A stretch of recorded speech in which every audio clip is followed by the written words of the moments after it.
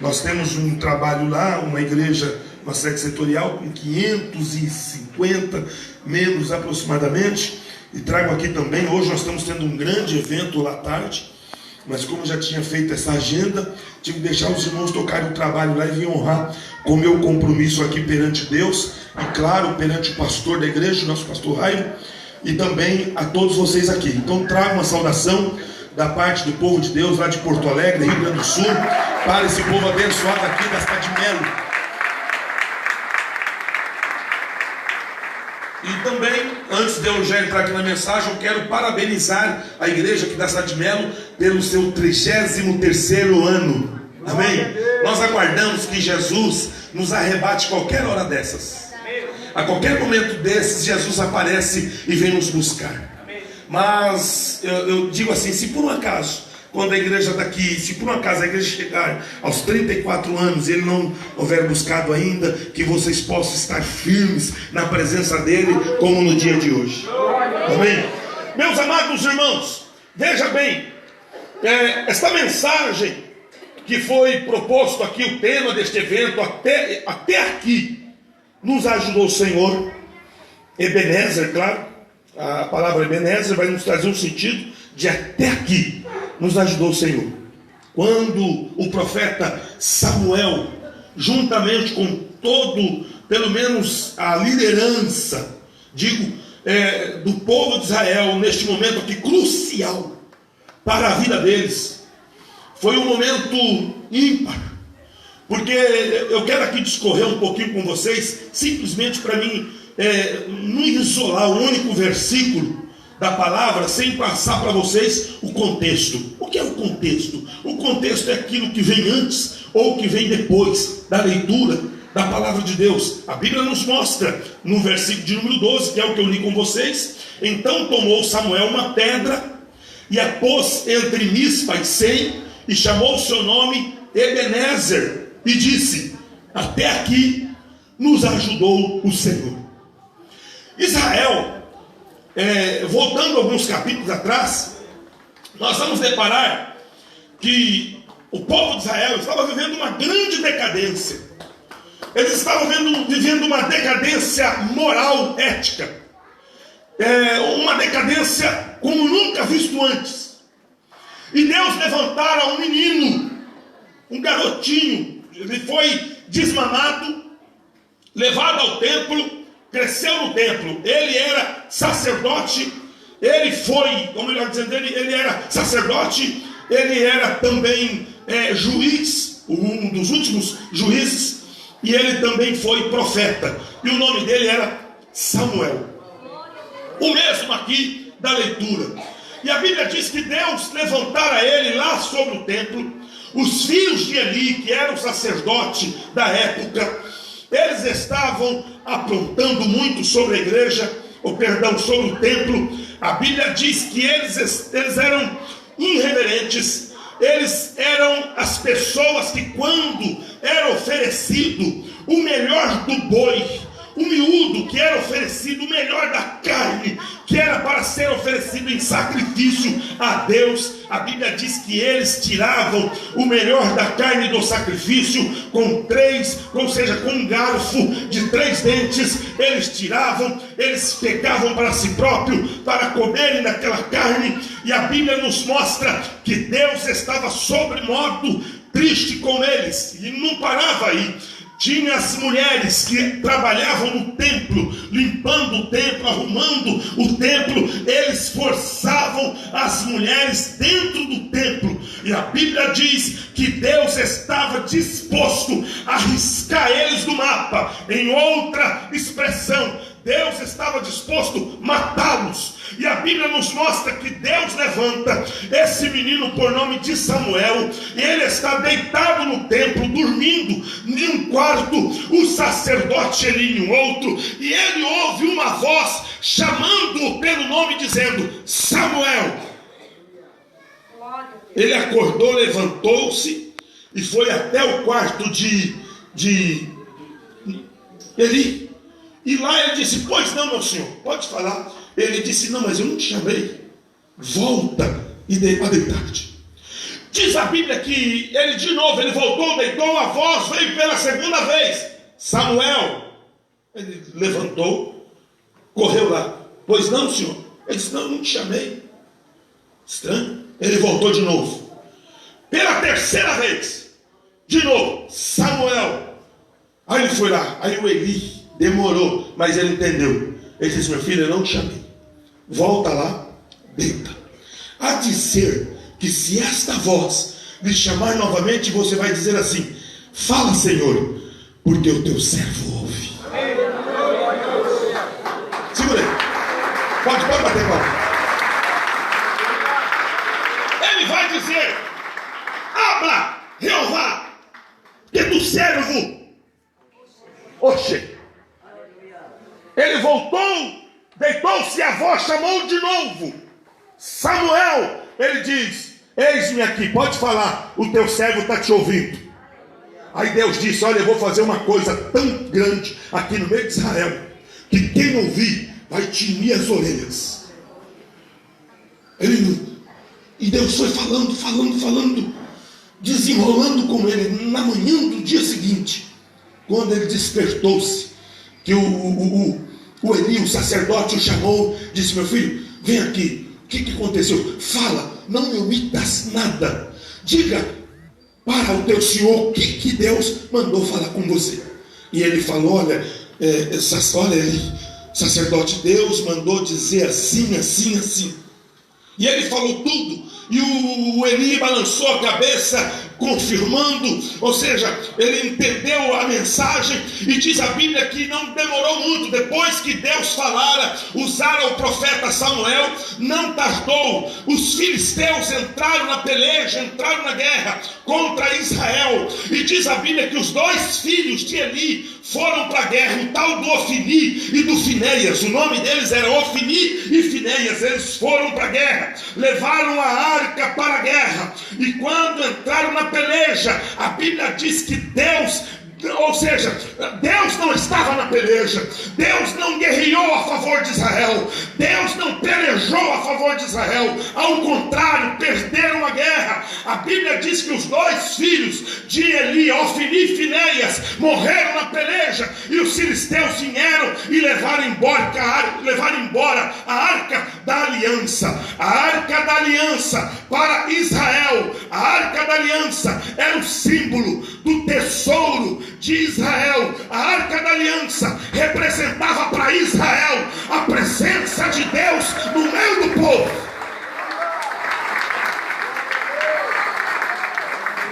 Foi-se embora. Alguém escapou da peleja da guerra e correu, veio com terra jogada sobre a cabeça, dizendo, alguém chegou para ele e disse, olha, a peleja foi cruel, foi terrível, morreu muitos dos filhos de Israel na peleja.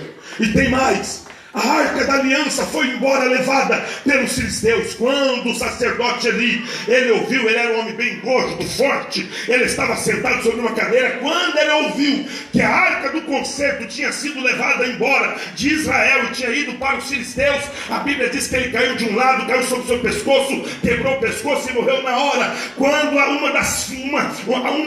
a mulher de um dos meninos do sacerdote Eli, eu não sei se do Ofni ou se do Finéias, ela estava para dar a luz, estava gestante. Quando ela ficou sabendo que o marido havia morrido na peleja e que também a arca da aliança tinha sido levada embora, ela deu a luz ali antes do momento certo. Ela deu a luz de um momento, digamos assim, antes de ser o momento, ela deu a luz a um filho. E diz a Bíblia que ela morreu no parto, mas deram um nome para aquele menino chamado de Icabô, ou seja, foi-se a glória de Israel. Olha só, foi embora a glória de Israel. A glória de Israel era a arca. A arca era o povo, representava a presença de Deus. Todas as vezes que Israel ia na guerra, a arca ia junto. Sabe por quê? Todas as vezes que tinha peleja, Deus fazia sempre eles obterem vitória. Mas a Bíblia nos mostra que nesta feita, nesta peleja, nesta guerra, eles não ganharam. Ao contrário, eles voltaram abatidos. Muitos morreram na peleja, voltaram derrotados. E diz a Bíblia que os filisteus pegaram a arca da aliança, levaram dentro do templo de Dagom. Dagom era quem? Era o deus dos filisteus. Puseram a arca diante da imagem de Dagom, e isso foi num dia. Quando foi no outro dia que eles foram lá no templo de Dagom, estava o Dagom, o deus deles, estava caído com as mãos abertas, porque ele ficava o tempo todo com as mãos dele abertas, estava de bruço caído no chão. Os moços que trabalhavam no templo de Dagom foram lá, levantaram de volta, deixaram, e no outro dia voltaram lá, estava com as mãos cortadas, estava com as pernas cortadas, caída, e a arca da aliança diante dos deuses deles. Por isso que a Bíblia chama o nosso Deus de Deus dos deuses. Olha, segura aí, a presença de Deus, a arca da aliança era a bênção para Israel, era uma vitória para Israel em todos os aspectos. A arca da aliança lá dentro de Israel representava, como eu já falei para vocês, a presença de Deus, representava a vitória de Deus em favor do seu povo, representava a glória de Deus no meio do povo. Só que agora a arca está lá em território inimigo, e diz a Bíblia que a presença ou da arca da aliança lá não foi bênção, pelo contrário, os deuses deles, o Dagom, foi todo quebrado, todo desmontado quando puseram a arca lá e tiraram. Enquanto a arca não saiu do templo de Dagom, a Bíblia diz que Deus começou a ferir o povo com chagas, ou seja, com úlceras e também com hemorroidas. Hemorroidas aqui. E eles estavam desesperados. Aí pegavam, olha, não quer esse negócio aqui para nós não, manda para lá. E o povo já, não, pelo amor, não faça isso. O negócio já está feio para vocês, vão trazer para cá, vai complicar para nós. Sabe o que estava acontecendo no meio lá dos filisteus? A Bíblia diz que os ratos, os atons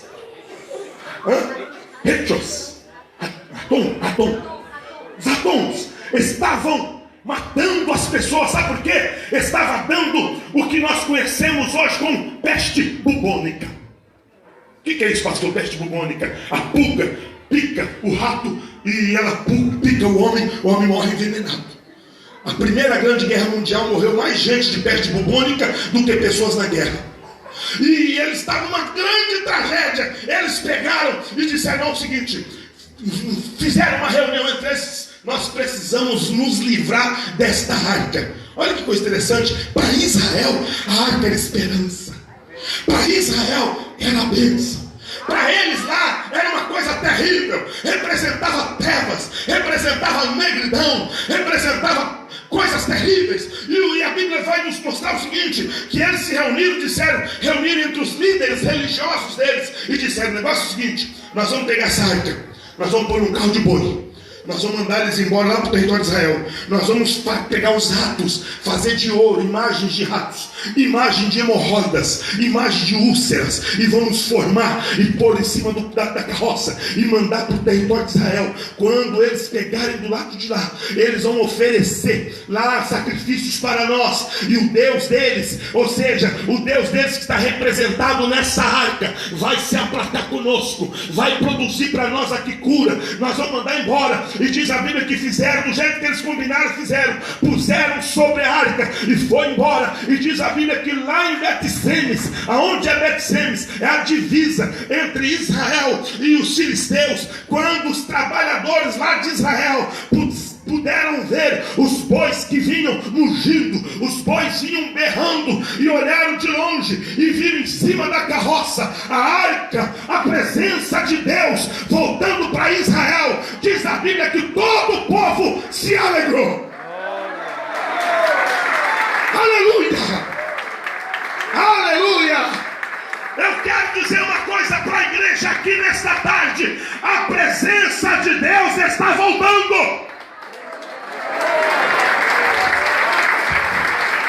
Aleluia! Ou seja, eles entenderam o seguinte: eles estavam, sabe quantos anos a arca ficou fora? 20 anos.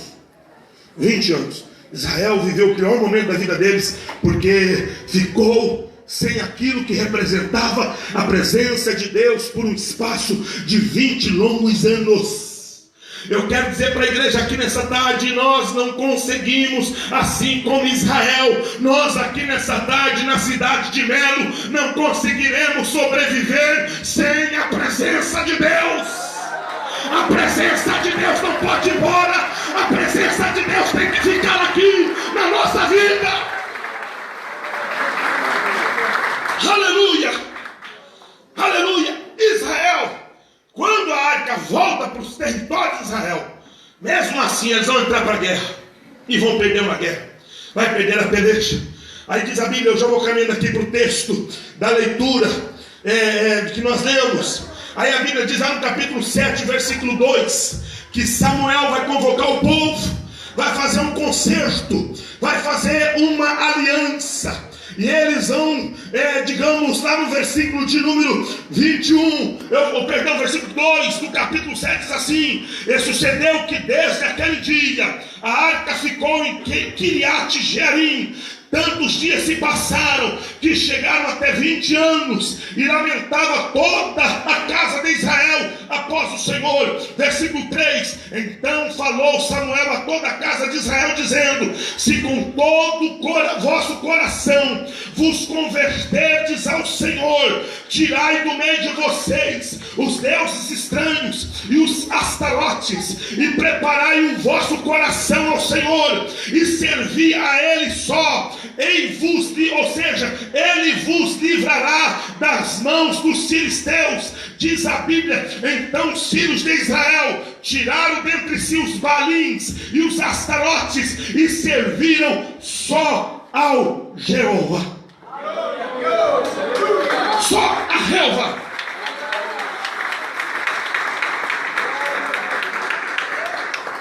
Fizeram uma aliança, fizeram um concerto. Naquele momento que eles estão ali fazendo concerto, a Bíblia diz que lá no versículo de número 6, eles já estão em Mispa. Eles estão em Mispa. Samuel lá no versículo de número 5 diz assim: congregai todo Israel aqui em Mispa, e eu vou orar por vocês a Deus. O sacerdote, ele tinha a leitura do sacerdote na lei, a função dele era abençoar o povo. O sacerdote era investido por Deus de uma autoridade para abençoar o povo. E o Samuel vai orar pelo povo. O Samuel vai reunir todo o povo em um gesto de concerto. Enquanto eles estão reunidos, o que é que vai acontecer? Os filisteus vão cercar eles. Os filisteus se prepararão, entrarão em fileiras para a guerra. Israel já não aguentava mais de tantas derrotas. Israel já não suportava tantas derrotas, que eles vinham sofrendo derrota pós derrota para os filisteus. Eles estavam aqui lendo este texto de uma forma bem acurada, mais aprofundada. A gente vai entendendo que eles estavam complexados. Eles estavam vivendo um complexo de inferioridade. Eles estavam inferiorizados perante os filisteus, porque todas as vezes que iam na guerra contra os filisteus, perdiam a guerra, saíam derrotados, morriam bastante amigos deles, e eles estavam sentindo-se vencidos. Mas diz a Bíblia que depois deste concerto, depois que eles fizeram uma aliança com Deus, eles cercaram, mas naquilo que os filisteus vieram para a guerra, a Bíblia diz lá no versículo de número 2, ou 10, perdão, no versículo de número 10 do capítulo 7, eles vão oferecer sacrifícios e holocausto perante Deus. Naquele momento, os filisteus vão chegar para a peleja contra eles. A Bíblia diz que Deus lá de cima trovejou. Sabe o barulho de trovão? O rimbombar do trovão.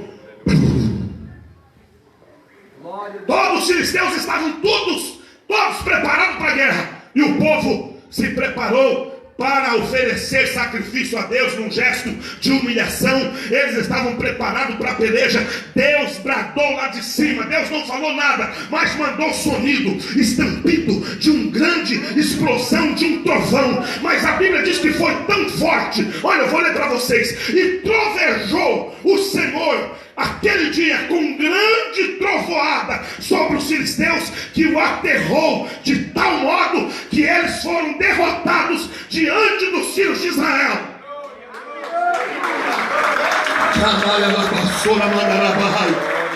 Aleluia! Aleluia! Aleluia! Eu quero dizer para a igreja aqui nessa tarde: hoje chegou o dia da sua vitória. Talvez você já está cansado de tantas notícias ruins, de tantas derrotas, mas hoje aqui Deus marcou esse dia para você dizer as mesmas palavras que Samuel, juntamente com os filhos de Israel, disseram: Ebenezer, que quer dizer até aqui nos ajudou o Senhor. Fala comigo, Ebenezer. Está fraquinho demais. Ebenezer, até aqui nos ajudou o Senhor. Sabe, eu vou dizer uma coisa para vocês aqui nessa tarde. Deus se faz presente em momentos cruciais da nossa vida. Deus, ele se manifesta em momentos cruciais. Veja bem, o nosso tempo em que nós estamos inseridos aqui, ele é um tempo conhecido como tempo cronológico, o tempo cronometrado, o tempo do barulhinho do tic-tac do relógio. Esse momento que eu estou vivendo com vocês aqui, vocês comigo, para nós, nunca mais ele volta. Nunca mais.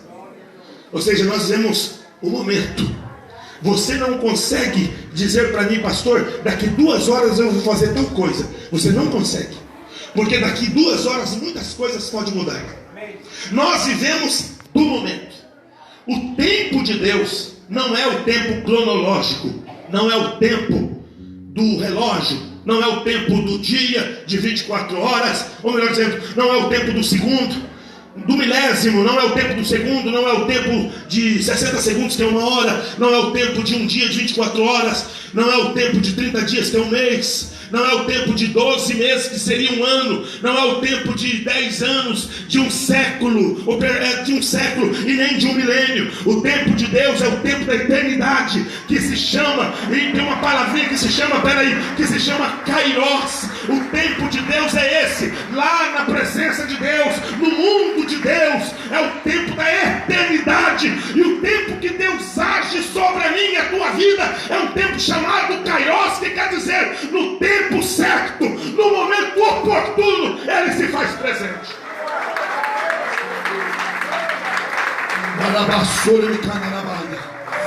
Aleluia.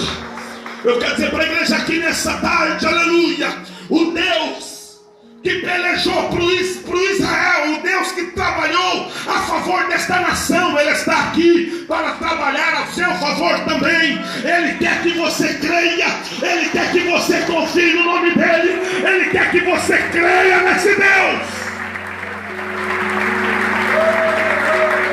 Aleluia.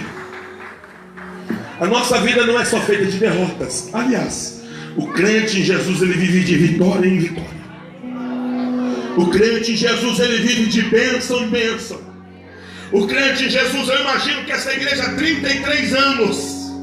Há 33 anos, quantas pessoas foram alcançadas por Deus através dessas portas que se abriram nesse lugar? Quantas famílias que foram abençoadas por Deus, pessoas que talvez entrou aquelas portas ali, onde ela está localizada, aqui no centro, entrou aquelas portas ali para baixo, derrotados, emocionalmente falando, quebrado, mas Deus se fez presente sobre a sua vida, e você está aqui hoje dando glórias ao nome dele. Nós estamos aqui nessa tarde comemorando com vocês 33 anos de existência da Igreja Pentecostal Deus é Amor na cidade de Melo. Deus está nos proporcionando momentos para que nós possamos dizer: Ebenezer, até aqui nos ajudou o Senhor. Eu tenho certeza que Ele vai continuar ajudando. Ora mai alla basura medehaia, e mai alla basura me canore mehaia. O Espírito do Senhor, aleluia, está aqui nessa tarde sobre a vossa vida. Eu quero dizer o seguinte: aquele que em vós, olha o que diz Filipenses 1:6, tendo por certo isto mesmo, que aquele que em vós, em vocês, começou a boa obra, Ele aperfeiçoará ela até o dia de Jesus Cristo. O Deus que começou a obra, Ele vai terminar. O Deus que fez promessas para você, Ele vai cumprir. O Deus que começou a salvar alguém da sua casa, vai salvar toda a família. Toda a família. Toda a família. Sabe por que eu quero que você creia? A palavra de Deus, ela é poderosa. Paulo disse assim, que em parte nós falamos e em parte nós profetizamos. A palavra de Deus, ela tem um poder que você não faz ideia. Eu me lembrei agora de um moço norte-americano. Ele foi fazer missões na África. E ao chegar lá na África, ele levou uns Novos Testamentos. A ideia dele era o seguinte: eu vendo esses Novos Testamentos, levanto um capital, vou me mantendo lá, não preciso de ajuda da igreja americana. E esse era o pensamento dele. E ele levou. E chegando lá, ele, do jeito que ele pensou, ele estava fazendo. E sabe que estava dando certo? Os irmãos compravam os Novos Testamentos dele, os irmãos africanos, e ele ia se mantendo lá. Chegou um dia, ele disse para o moço, ele veio com o Novo Testamento para o moço, e disse: olha, moço, ele pegou o Novo Testamento, isso aqui, ó, isso aqui é o Novo Testamento. Aí falou o valor. O moço olhou para a cara dele e disse: olha, se você me der de graça, eu não quero. Aí ele ficou assim indignado de ver como o homem tinha um coração tão duro. Ele disse: tá bom, eu te dou. E você não entendeu, eu falei para você que nem de graça eu quero. Ele disse: mas eu estou te dando de graça. Ele disse: sim, mas olha. Aí o moço olhou assim para ele e disse assim: ó, se eu pegar esse Novo Testamento, sabe o que eu vou fazer com ele? Ele disse: não. Ele disse: então eu vou falar, eu vou fazer um cigarro das páginas da Bíblia e vou fumar. Aí o irmão ficou com o coração assim, falou: meu Deus, eu nunca vi tanta dureza em um coração só. Mas aí veio uma luz na mente dele. Ele disse: tá bom, tá bom. Você vai, o que você falou? Eu vou pegar as páginas dela, vou fazer um cigarro, vou rasgar assim, faço cigarro e fumo. Ele disse: mas você promete, antes de você fazer tudo isso que você falou, você lê ela todinha? Ele disse: tá bom, então tá aqui, tá bom. O homem pegou e levou embora. Passou mais ou menos uns 6 ou 8 meses.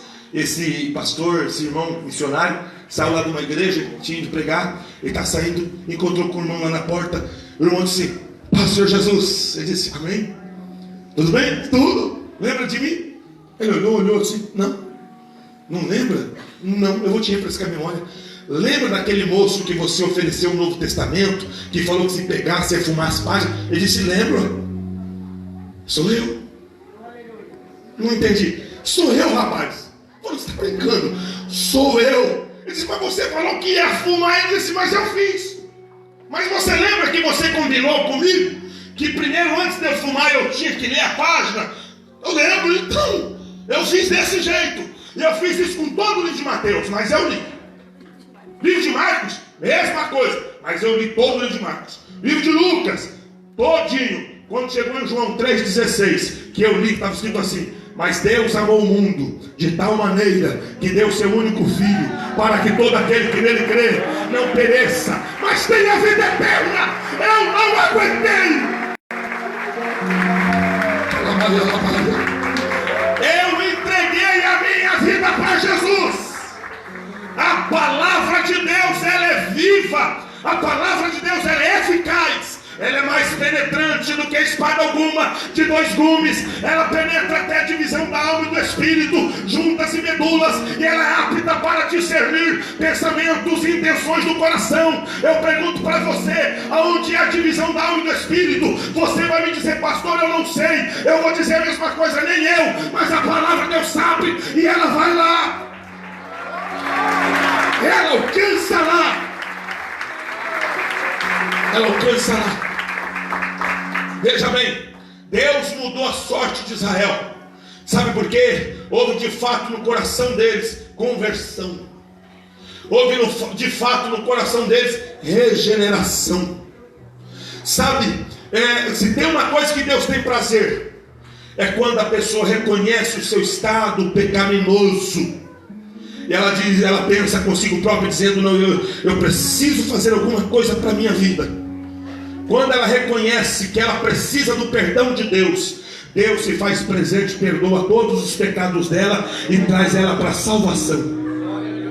Traz ela para a salvação. Israel cansou de perder peleja, cansou de perder guerras, estavam sobre modos, vivendo, digamos, num complexo, como eu disse lá atrás, de inferioridade. Via filisteus, representava lá vem mais derrota. Quando os filisteus se formavam para a guerra, eles já pensavam, vamos perder mais uma guerra. Mas quando eles fizeram um concerto, quando eles tiraram do meio deles tudo aquilo que Deus não se agradava e ofereceram sacrifícios, e mesmo no momento que eles estavam para cultuar a Deus, o inimigo chegou e eles queriam guerrear, bagunçar tudo. Mas a Bíblia diz que Deus bradou do céu de uma forma muito forte, porque qualquer um de nós tem medo de trovão, principalmente quando é muito forte, quando é muito alto, nos causa pânico. Assim foi o que Deus fez. Deus aterrorizou os filisteus com barulhos de trovão, de tal maneira que eles não precisaram entrar na guerra, por si só foram derrotados.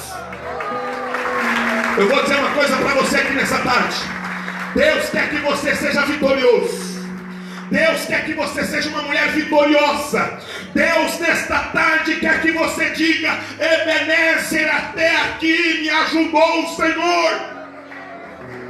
Até aqui Deus tem sido comigo. Até aqui Deus tem me sustentado.